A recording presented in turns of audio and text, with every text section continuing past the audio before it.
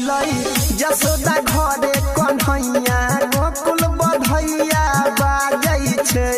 अइलै जसोदा घरे कन्हैया गोकुल बधैया बाजै छै हो बधैया बाजै छै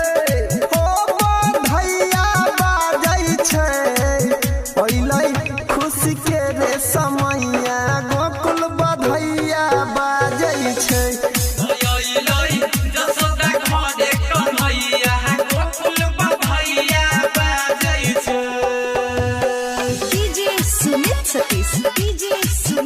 डीजे दयानंद दिलदार सरस्वती स्थान कठरा डी टोल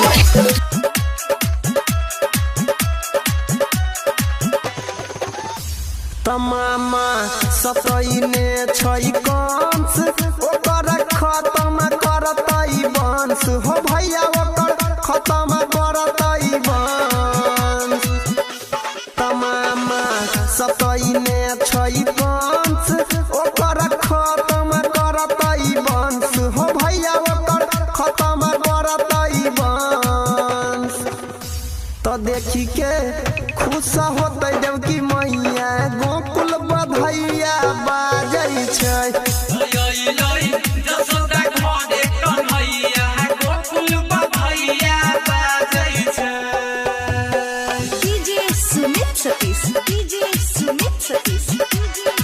डीजे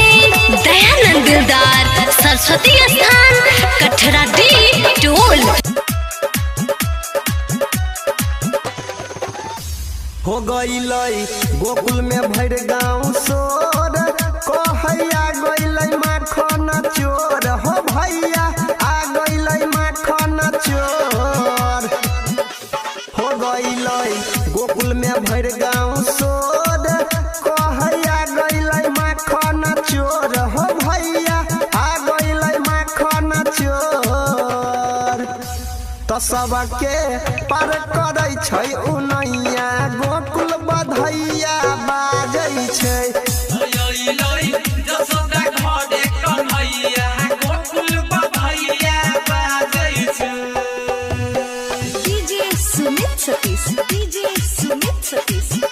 डीजे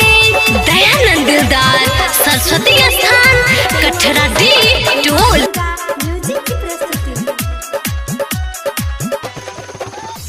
की राइटर सोनू प्रजापति रोज देखबै छै अगरबत्ती हो भैया रोज देखबै छै अगरबत्ती